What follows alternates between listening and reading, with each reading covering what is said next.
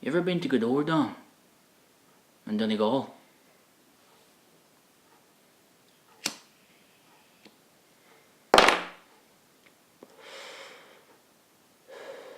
I was there once, when I was 12. Big cross-country race for the boys.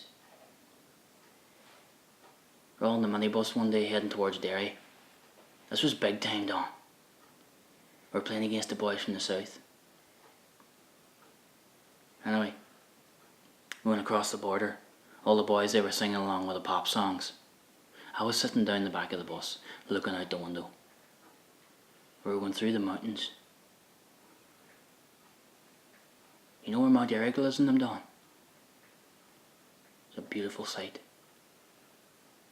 Donegal must be the most beautiful part of Ireland, I reckon. Anyway, we arrived in Godore. What a place. Must have been 200 boys there, lumbering up, putting on their gear. The whole event run by the Christian Brothers. Our team, we decided to go for a run, stretch out the legs. We were completely surrounded by fields of barley. I dipped down into a valley. There's a stream and some woods. The stream and some of the woods, they were out of bounds, so naturally us Belfast boys had to go check them out. Stream and some woods, Don. Just like the Amazon to us. We ran into these lads from Cork. They somehow banter about our accents. I couldn't understand a word they were saying, but you got the feeling they were looking down on us. At least I did. So we decided to go down to the river. There was only half a foot of water, a few silverfish, nothing substantial. None of the lads called us further down. Lying there in the water was a wee foal, 4 or 5 days old. He had shards of blood in his coat. He cut himself up pretty bad in the sharp rocks. We were standing over him, and you could see his back leg was snapped. He was breathing. He was alive, but just about.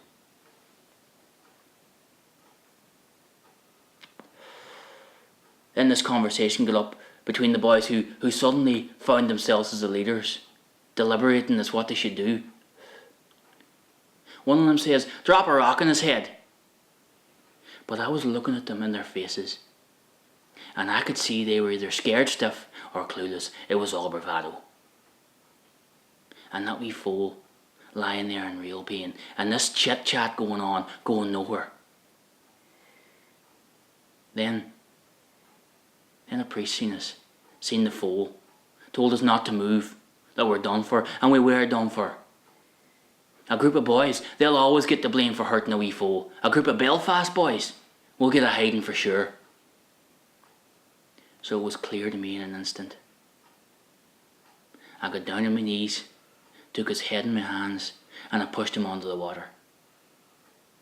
There was a bit of thrashing at first, so I pushed him down even harder until he was drowned. Just then the priest came, grabbed me by the hair, slipping me through the woods, promising me a real hiding. But I knew I'd done right by that wee fool.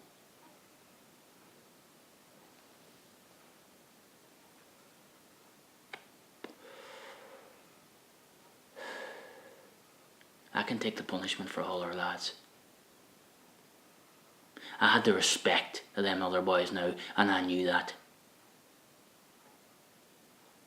I'm clear of the repercussions, Don. I will act. I will not stand by and do nothing.